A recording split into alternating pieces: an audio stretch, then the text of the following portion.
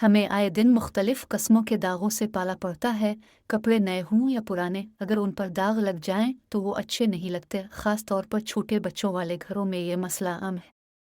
खातून खाना अब आप परेशान ना हो, झैल में हम आपको ऐसे ही चंद ज़िद्दी दागों को साफ़ करने के तरीक़े बता रहे हैं।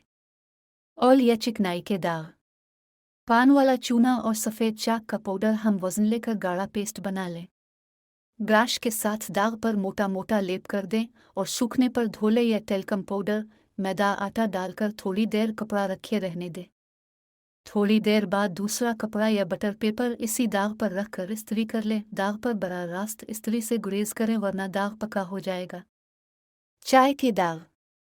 चाय के दाग पर नमक लगाकर फ़ौरन धो लेना सही है, मगर नमक जज़्ब करने का इंतज़ार ज़रूर कीजिए। अगर हो सके तो फ़ौरन सुहागा लगा दें और 10 मिनट बाद नीम गर्म पानी से धो लें। पेन की स्याही के दाग। पेन के दाग दूर करने के लिए इस पर हेयर स्प्रे करें, उसके बाद धो लें। मेहंदी के दाग।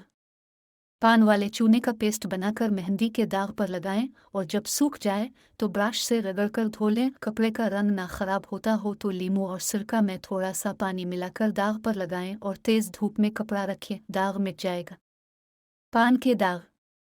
पंसारियों की दुकान से रंग काट लेकर इससे दाग वाली जगह धोने से रंग काट सकता है, मगर उसकी मिकदार मामूली हो तो बेहतर है और बड़ी एहतियात की ज़रूरत है। अगर लीमू का रस मिल जाए तो दाग हल्का हो जाएगा।